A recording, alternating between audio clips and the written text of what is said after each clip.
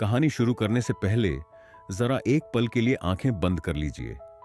सोचिए, आप एक ऐसे अंधेरे कमरे में खड़े हैं जहां न कोई रोशनी है, न कोई दिशा। बस घना अंधेरा। सांसें थोड़ी भारी लग रही हैं। डर हल्का हल्का दिल में दस्तक दे रहा है। ऐसे में अगर अचानक एक दिया जल उठे, उसकी छोटी सी लौ उस अंधेरे को काटते हुए हर कोने तक रोशनी फैला दे, तो आपको कैसा लगेगा? अच्छा लगेगा, है ना? ऐसा लगेगा जैसे उस छोटे से दिए ने आपको सुकून और उम्मीद का तोहफा दिया है। जिंदगी भी कुछ ऐसी ही होती है। कई बार हम परेशानियों के अंधेरे में फंस जाते हैं।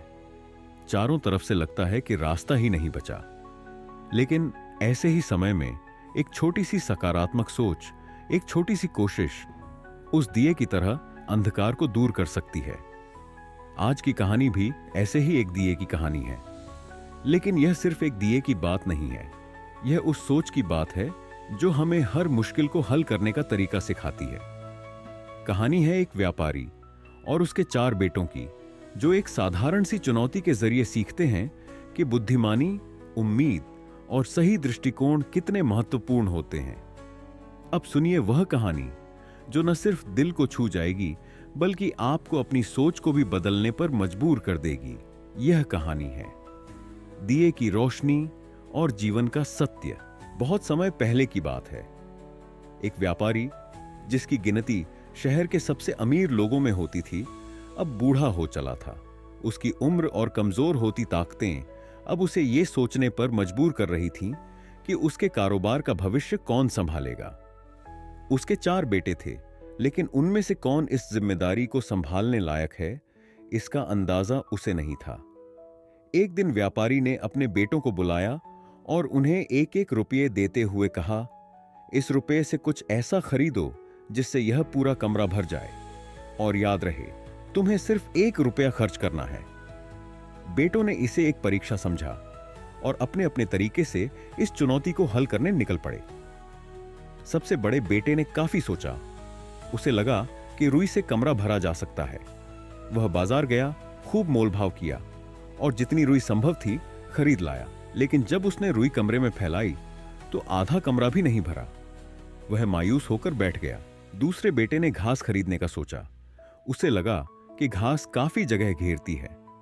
वह भी बाजार गया और अपने रुपए से जितनी घास खरीद सकता था खरीद लाया। लेकिन जब उसने घास कमरे में फैलाई तो नतीजा पहले बेटे जैसा ही रहा।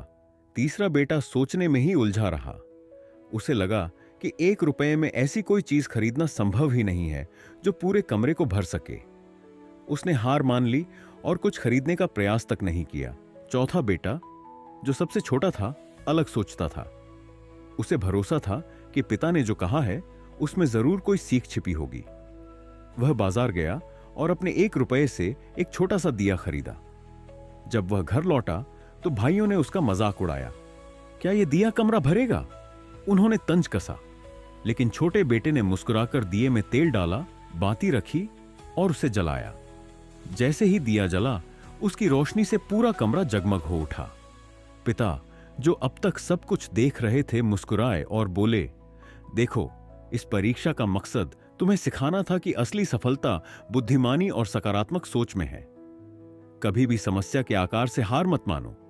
समाधान ढूंढने का हर संभव प्रयास करो, क्योंकि अंधकार को दूर करने के लिए एक छोटी सी रोशनी भी काफी है। यह सुनकर सभी बेटों ने सिर झुका लिया। छोटे बेटे की समझदारी ने साबित कर दिया कि वह कारोबार संभालने के लिए सबसे योग्य था।